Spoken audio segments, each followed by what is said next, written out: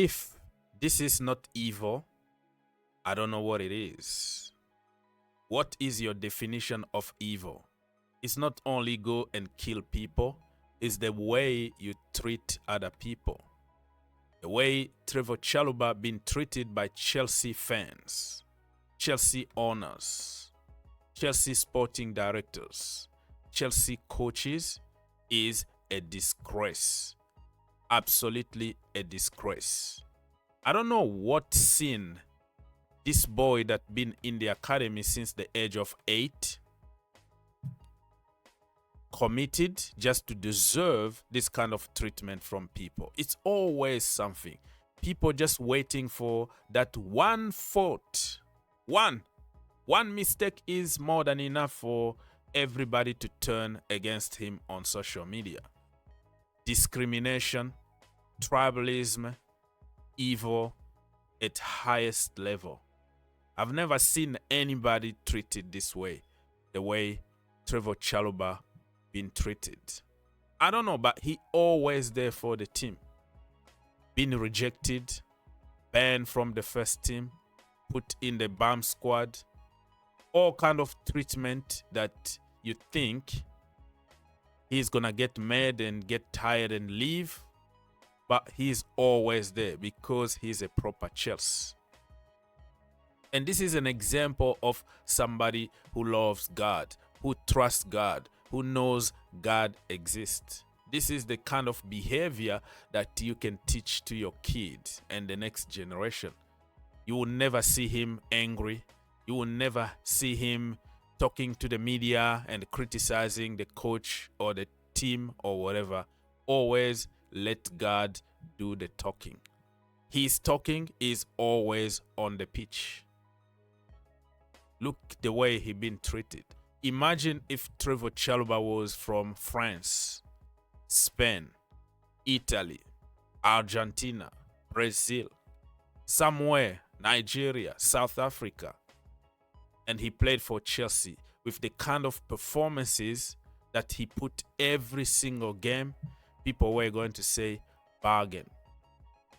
You know what? Chelsea spent £80 million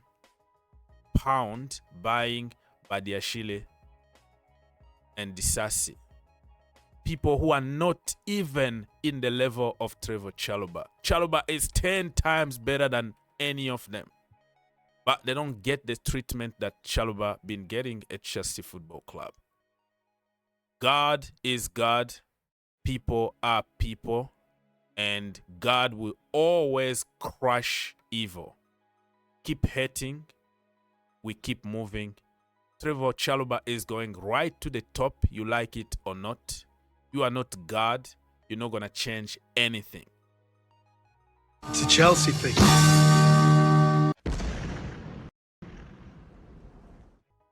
Nice to see our shiny toy, the Club World Cup at Stamford Bridge.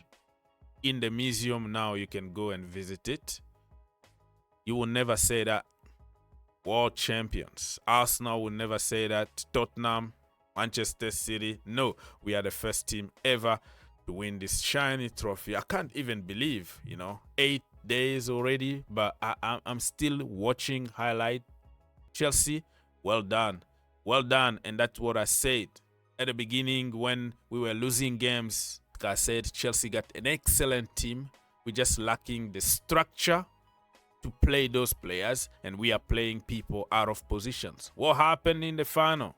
We played normal system, easy, simple to understand, and the same players that people said they were crap, the sporting directors are the reason why we are not winning games. Blame the owners, blame the sporting directors.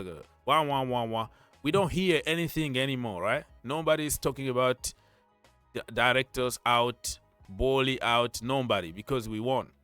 And we won with the same players. Why? Because we use common sense. Robert Sanchez, kick it long. Malo Gusto going up and down. Everybody playing in the structure and positions that people understand easily. Simon Johnson from The Athletic reporting this morning that Chelsea are open to offers for Trevoh Chalobah, with Wesley Fofana currently viewed as ahead of him in the squad hierarchy. Chalobah may also consider a move elsewhere in search of more consistent playing time. They are cooking the PR already to blame Chalobah. Oh, he wanted to go for playing time. Next season is the World Cup, but we're not gonna give you minute, so we can force you out and blame you.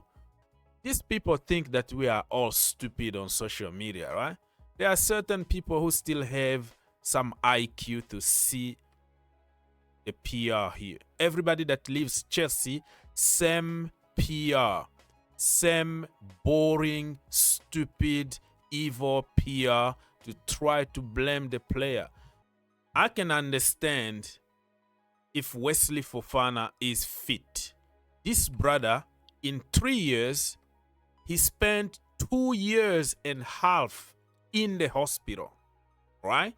In 3 years, Chelsea spent 75 freaking million on Wesley Fofana. He is on 190k every single week. And guess what Chalobah is getting? Chalobah is on 60k a week. That is almost 3 times less than what Fofana is getting, and Fofana spent more time in the hospital than on the pitch. Chalobah, reliable, respectful, never ever disrespected the badge. Always there. Even when he's on the bench, you will never see a bad attitude. And then you're gonna tell me that we're gonna keep somebody who is 90% of the time in the hospital. He's ahead of Chalobah, and we want to sell somebody who is always there for the club when needed, and who is the best in that position. For 3 years now, they tried to push him every single transfer window, and they ended up by calling him back or keeping him in the team, and he ends up always to finish as Chelsea best centre-back. Imagine if he was from another country. And don't come here and say why you hate Fofana, blah. This dude is from my country, right? But I don't care about your color. I don't care about where you're coming from. I care about Chelsea Football Club.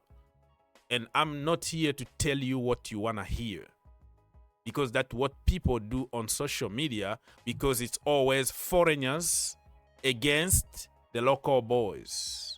Those Cobham boys, they are nothing. They are hyped by the English media. We hate them. It's them against us. Every other community, they want to see their academy product prosper. They want to see them in the first team. They want to encourage them. But at Chelsea Football Club, we're just looking for I told you moment. If Chalobah makes one mistake, it's over. It's over. He's killed. They forget 99% of good deeds. It's a Chelsea thing.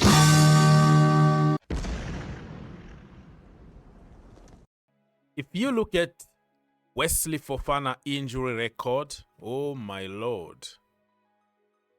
Since when he was at Saint Etienne, he went to Leicester City, and he got even worse at Chelsea Football Club. ACL injury. Tell me 5 players that came back from an ACL injury and be good. Yeah, you can tell me Van Dijk. Okay, that is one of a kind. Everybody that went through an ACL injury, they are not good anymore. They are okay in a certain level. Look at Kurt Zouma before the ACL injury and after the ACL injury. And on top of that, he got broken legs. He got all kind of bad injuries, like career-ending kind of injuries. And you're going to tell me that this dude is the dude that we have to keep at any cost and pay 190k every single week, and then get rid of the more reliable, the most fit of our centre-backs. I am sick and tired of this. Trevoh Chalobah deserves better. It's a Chelsea thing. Let's now talk about some other trending news in the community. Chelsea want about 43 million for Christopher Nkunku. I don't think anybody is going to pay that price. Of course, the price went down from 60 million they were asking to 43 million, but nobody is going to pay that kind of money. I think Chelsea are going to make a deal. It could be a loan plus option to buy, but I don't see anybody paying that kind of money for Christopher Nkunku. Talks between Chelsea and Xavi Simon's camp are going good. By the time of recording, they're still discussing about personal terms. Chelsea wanna agree on personal terms with Xavi's camp before making an offer. So in the next hours or days, we might hear something, because it looks like Chelsea are determined to get Xavi Simons. Chelsea will accept 20 million on Raheem Sterling, another guy that I don't think anybody is going to spend money. I think 350k is very comfortable for him. Yeah. Even 10 million, it's going to be very, very difficult to see somebody really spending that kind of money. I saw some reports talking about a Champions League club that wanted Raheem Sterling. The problem is his salary, 350k a week. Who's going to pay him that kind of money? He can stay, train with the academy, and get the same amount of money. So it's a win-win situation for Sterling, unless if he want to impress Thomas Tuchel and he want to play week in and week out. So probably he can go to the World Cup with England, which is going to be very difficult, but we know that Thomas Tuchel is the guy that brought Raheem Sterling to Chelsea. He's a big fan of Raheem Sterling. So if he can play week in and week out, who knows? Do me a favor, please. Get out of here.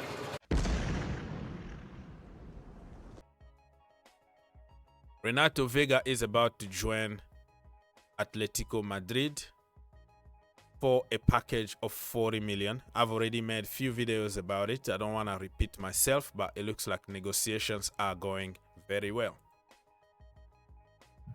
Chelsea are looking for 43.3 million for Joao Felix. Again, another guy like Raheem Sterling. Nobody is going to pay that kind of money. You all know that. Chelsea shouldn't even go for this guy. I said it back in the day. We have thousands of people from that position. Don't buy Joao Felix. And of course, online expert will insult you because you are talking sense. You know, everything that makes sense on social media is a no-no. All right? The same people today don't want to even see him. But back then, when I was making videos warning you, you didn't listen. Today, you are the first person to say, get him out, I never wanted him. Stop being hypocrite. 60 million on this guy, for what? In a position that you have in Nkunku, and you have Palma, and you have Enzo Fernandez, and you have Estivao Willian, and you have Kendry Pius, and you had back then Angelo Gabriel and Moreira and all that. Why are you going to spend freaking money on Joao Felix? For the vibes, feel-good factor, dopamine on social media. Here we go. Get excited. But on the pitch is where we can judge you.